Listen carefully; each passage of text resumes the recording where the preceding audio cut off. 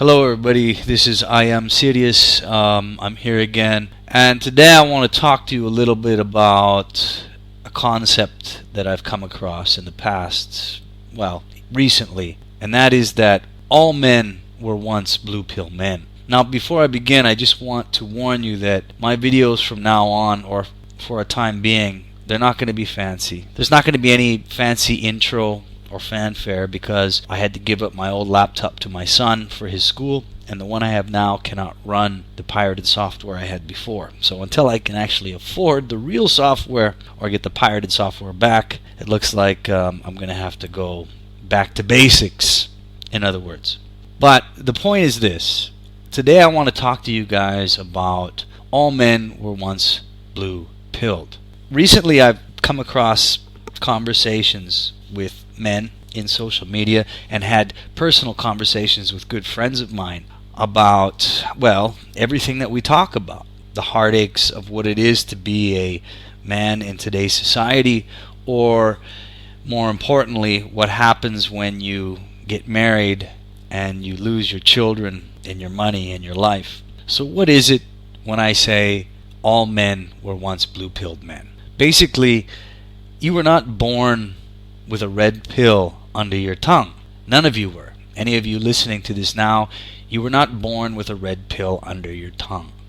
Even if you had a silver spoon in your mouth, you were not born with a red pill under your tongue, and you know it. You were born, most of you probably listening to this, were probably born into a family that ended up with a single mother raising you. That's not a far stretch to imagine that is what happened. And even if it wasn't, you were still born into a society, unless you're 175 years old, you were born into a society that said that your mother was the key to your evolution as a human being within the family, which we all know now is absolute bullshit. None of you were born with a red pill in your mouth. We were all blue-pilled. And for some of us, it took longer than others to actually find that red pill and swallow it. And you know this as well as anybody else.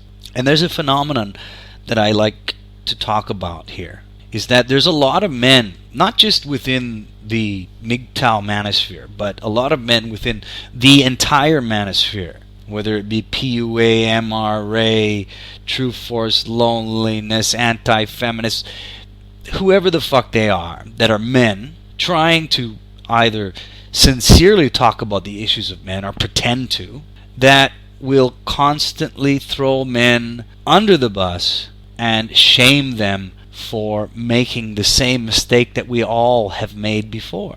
We've all been blue-pilled. It's time to stop shaming men that are still blue-pilled and haven't yet realized the mistakes they've made or are about to make. Now, this concept of real empathy towards men, I've felt it because I was blue-pilled, and I went through that hard, crunching experience of understanding what the red pill is, and it took a long time.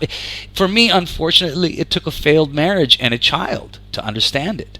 And I wish I could go back in time and tell my younger self to fucking wake up and grow up and do it right this time, but that's obviously impossible. But there's men going through this experience right now. And there are, I'll tell you, it took some actual gay MGTOW men to tell me about their concerns of how men are still treating other men lesser than themselves, simply because they swallowed the red pill first. And that's wrong. We should not do this.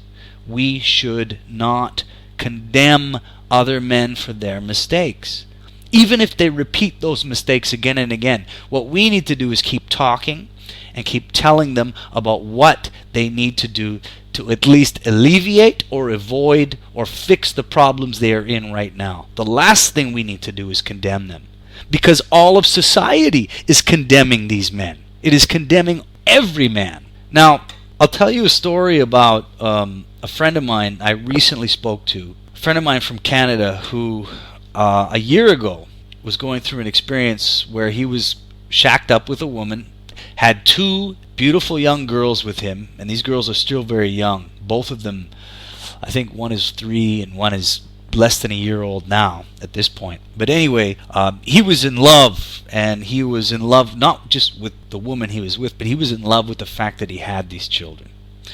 And I've been through this, but I'm now listening to the story of my friend a year ago. And he's telling me about, well, she's going to move here, and I'm going to move with her, and this is all going to happen, and we're all going to be happy.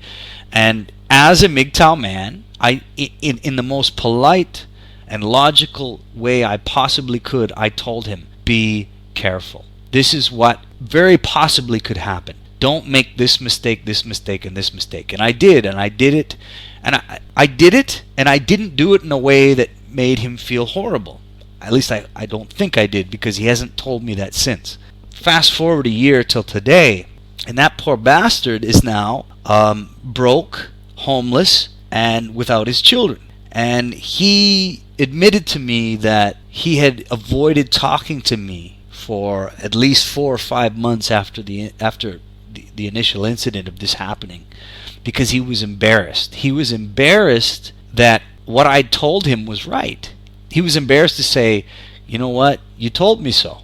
Everything you said to me was true, and now I'm going through it. This man avoided talking to me for 4 or 5 months because he was embarrassed that everything I had told him was correct. Now, it's easy to make fun of a man in that situation, but I can't. I can't, because I have a kid. I've been married and divorced. I know what it's like.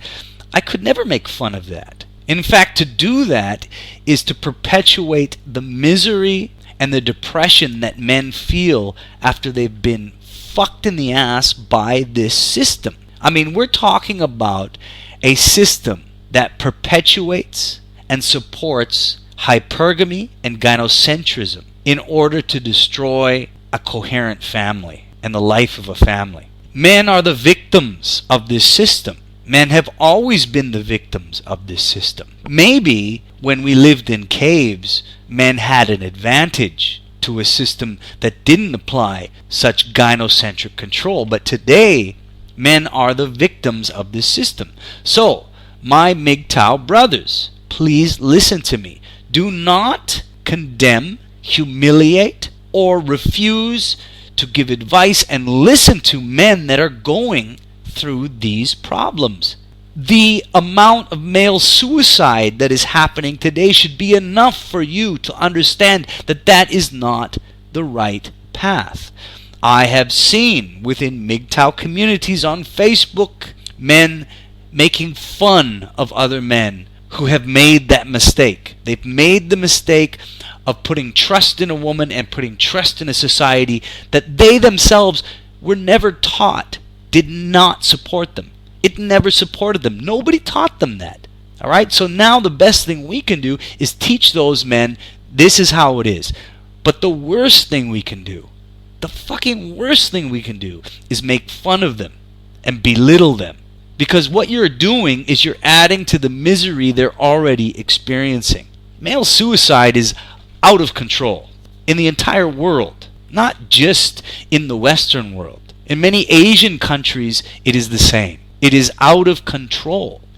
And we as MGTOW men, we need to be better than the PUAs. We need to be better than the PUAs that say, go ahead and fuck every whore you can, but look how horrible whores are. I mean, to me, that's just, again, another belittling of men. Seek out every woman you can to fuck, but just remember that every woman you fuck is a whore, and it's basically whorism that is contributing to part of this male misery. I mean, that's why I don't like PUAs. They're a walking contradiction. They talk about how good it is to bed as many women as they can, and go to Return of Kings and look at their articles.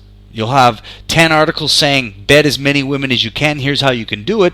And then you'll have another 10 articles condemning whores. Oh, look at these whores. They're like this and they're like this. I'm like, but you are supporting their whorism by being who you are. But anyway, I'm going off track a bit. The point is this. Even if PUAs act that way, consider them blue-pilled. Just consider them blue-pilled, uneducated. I'll tell you a secret, my brothers. The MGTOW community within the manosphere, we are the most educated. We are the most intelligent.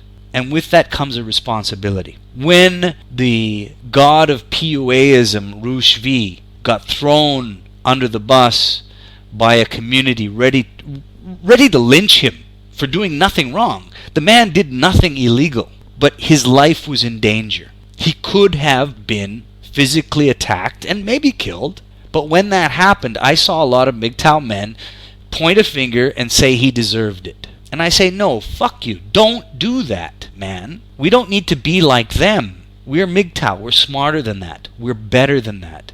I know the PUA have torn us down. The MRA have torn us down. The skeptics and the anti-feminists have torn us down. Everybody has torn us down. And I've seen recent videos telling about how our community is constantly being attacked. But guess what? We survived, and we're still surviving. We survived every single attack on us, and the main reason, and I'll tell you this, my brothers, the main reason we survived is because we stand for men. All men. Most of these other groups, they only stand for men within their community. But MGTOW is different. We understand and stand for men. That's why we survived. You see, we're honest, we're true, and we care about the people that we represent. That is the bottom line. So I want you to understand, my brothers, we are all men, whether you are MRA, PUA, True Force Loneliness, whatever the fuck title you want to give yourself. As long as you are a man and understand your situation in this world, you deserve to be supported by other men, because no one else will support you. The law will not support you. Women will not support you. And most men won't support you either. So as MGTOW, we need to be better than those men that don't support other men. We need to be that tiny little percentage of men that will actually stand up and support other men. That's what we need to do. Because all men are born blue-pilled in today's society. That's not going to change for generations to come. Maybe we can teach our children to be red-pilled from birth, but until now it's not happening. So give a little bit of respect. Understand this. It doesn't matter if the man failed to listen to you and he didn't do what you told him. What did you expect? Did you do everything everybody told you? In fact, I'm more impressed that the man didn't, because he relied more on himself and his own ingenuity. What's happening today is a coming together of the ego of man. His ability to be self-reliant, but also his ability to trust in his brothers. And that's what we want to see happen. That's what we want to see happen. I want to see that happen with everybody. Anyway, my brothers, that's all I have to say today. Take care of yourselves. Be safe, be wise, be MGTOW, and I'll talk to you again soon. Aku belum hafal. Belum hafal, man. Yeah, I'll just sing whatever.